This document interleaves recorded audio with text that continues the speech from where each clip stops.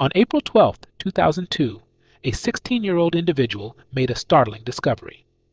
They stumbled upon 6 lifeless bodies hidden beneath the floor of their living room. It was usually during those twilight moments, as they settled into bed, that the memories resurfaced. The unforgettable sound reverberated through their mind, a relentless echo from that ominous night, a sound they couldn't quite escape. It had clung to them, an indelible presence throughout their life. It was a relentless pounding at the front door, a rhythmic assault that sent shock waves coursing from the top of their head to the very tips of their toes. As they lay there, paralyzed with dread, a cold sweat drenched their trembling body. The ominous blend of flashing blue and red lights outside their window, synchronized with the relentless pounding, painted a sinister picture. The police were at their doorstep. Even their mother, who had a reputation for sleeping through just about anything, couldn't ignore the urgency of the situation. She shot out of bed and rushed to the hallway. Through the narrow crack of their bedroom door, they watched her silhouette standing at the top of the staircase, her hand pressed to her chest.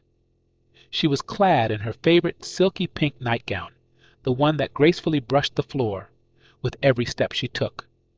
Normally, it made her appear as if she were floating, but in that tense moment, it trailed behind her in a frenzy.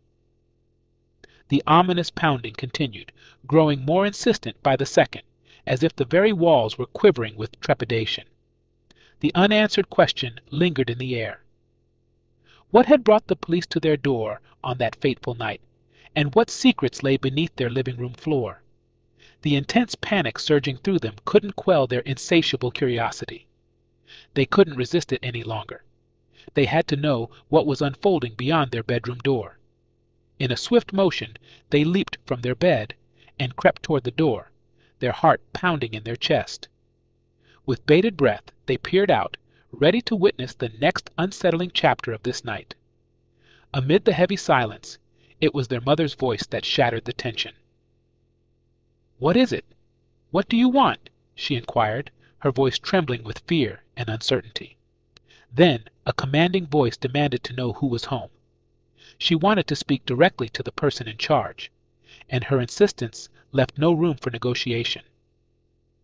As they stood there, hidden in the shadows, the profound mysteries of that night deepened. Their mind raced with questions. Why were the police here? What had happened to their father? And most crucially, what did all this have to do with the 6 lifeless bodies concealed beneath their living room floor? Peering anxiously over the banister, they caught sight of the 2 police officers flanking their mother in the entryway. Their mother, a whirlwind of emotions, continued to assert her stance. "You have no right," she yelled, her voice trembling with a mix of anger and fear. One of the officers offered a mumbled response, their words lost in the escalating tension. Then their mother's voice called out to them and their younger brother, Rob. The summons hung heavily in the air, laden with foreboding. The realization sunk in that they had no choice but to confront the unknown that awaited them below. Descending the stairs felt like a descent into the abyss. They knew that when the police became involved, it often spelled disaster. They weren't prepared for what lay ahead, but they couldn't stay hidden forever. "It's all right," one of the officers assured them, lifting a reassuring palm and gesturing for them to come down to the landing. With their younger brother cradled under their arm, they reluctantly took that fateful first step down, where they noticed the ambush that had befallen their father. Their dad had returned home, blissfully unaware of the 2 police officers lying in wait, and they pounced on him the moment he crossed the threshold. In his inebriated state, he hadn't even registered the presence of the 2 patrol cars parked outside the house, having spent the last few hours drowning his sorrows in gin and tonics. While their younger brother, Robbie, remained engrossed in the television program in the living room, they took a daring step. They tiptoed around the corner, down the dimly lit hallway, and stationed themselves just outside the kitchen door. It struck them as peculiar that the police had chosen this unlikely place for their questioning, where they typically shared meals as a family. "Tell me where the bodies are, Jimmy," one of the officers demanded, their voice laced with an urgency that left no room for deception. "I don't know," their father replied, his voice trembling with uncertainty. But it was a feeble denial, and the shakiness in his voice betrayed him. It was clear that there was more to this story than met the eye, and the tension in the room only continued to mount. The dark secrets buried beneath their living room floor were now at the forefront of their family's ordeal, and the world they once knew was unraveling before their very eyes. Amidst the growing tension, a flurry of incoherent words and indignant questions swirled through the room, gradually gaining clarity. "Do you even have a warrant to be here?" Their mother's voice rang out with defiance, a touch of bravado that had likely been inspired by one too many episodes of Law and Order over the years. "It's a reasonable search, probable cause," responded the other officer, his voice resonating with a deep, unwavering authority. "We don't need one when you pose an imminent threat to our community." Their father, James, stumbled over the word family as he attempted to reason with the officers. "You know me. You know my family," he pleaded, desperation etched into his voice. "For God's sake," their mother interjected, her voice now elevated with a mix of anger and concern. "Don't say another word, James. We need our lawyer here." "Jimmy," the officer addressing their father began, a heavy note of regret in his tone, "we all know the kind of work you do, and considering the circumstances, I can't look the other way just 'cause we're friends." James was a scientist. At least that's what they told people who struggled to grasp the complexities of his field. But to those who truly knew him and were acquainted with his work at the university, he was an expert in forensic and human sciences, specializing in criminal forensics.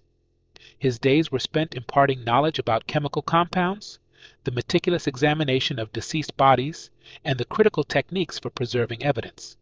He was a brilliant man and an exceptional teacher, and their child had absorbed a wealth of knowledge from him.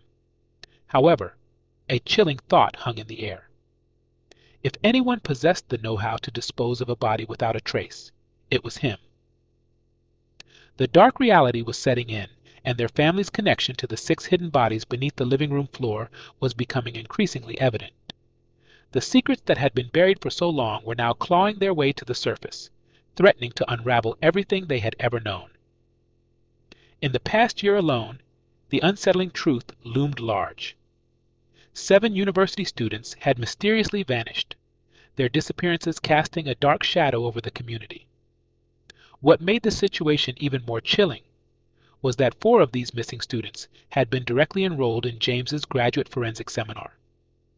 These familiar faces, whose images regularly flashed across the nightly news, had been frequent guests in their home. They had lingered on their front porch, sharing drinks and discussing local crime scenes. They had even sat around their dinner table, seeking knowledge from James. Some had found solace studying in the hammock, gently swaying between 2 ancient willow trees in their backyard. James had also been spotted, amicably mingling with students during happy hours. To put it simply, their father cherished his students, adored them to the point of treating them like his own children, even though they weren't. "Did you really think people wouldn't notice, Jimmy?" one of the officers inquired, their tone a mix of disbelief and curiosity. Their thoughts aligned with the unspoken truth. Everyone noticed. How could they not? The disappearances had sent shock waves through the community, and their father's connection to the missing students was a glaring question mark. The officers pleaded with James, their voices laden with a blend of compassion and urgency. "Tell us," they implored, their words heavy with a plea for resolution. "It's time," they urged, their tone softening. "Where are they? We have to bring them home. You don't need to hold this secret anymore, Jimmy." The room seemed to hold its breath, waiting for their father's response, while the unspoken truth hung in the air. A truth that could shatter their lives and irrevocably change the course of their family's history. 2 decades had passed since that fateful night, yet the memory of their unwavering certainty in that pivotal moment still ignited a burning rage within. The officers had accused their father with unwavering confidence, but they possessed precious little in the way of concrete evidence. In truth, fostering a close relationship with the student hardly seemed like a sturdy thread to weave into the fabric of a murder accusation. As if in a trance, they lost their balance and toppled forward, crashing onto the cold black and white checkered kitchen tiles. It was then that they remembered the fragility of that door. Their curiosity had brought them to this moment, and they would pay dearly for it. Lying there on the floor, they hoped beyond hope that they had become invisible, shielded from the devastating revelation unfolding before them. But when their eyes met their father's, an unspoken connection transcended words. They couldn't breathe, unable to command their lungs to draw in air. This was the moment they had feared, the inevitable conclusion to their family's dark secrets. In their father's gaze, they read the somber truth, the ultimate revelation that needed no words. The media had twisted and distorted the details of that night, weaving a tapestry of stories that bore little resemblance to the truth. It was ironic that the news, entrusted with upholding the highest standards of accuracy, often fell short. They understood that humans were fallible, prone to errors and misjudgments, but the gravity of this situation left little room for forgiveness.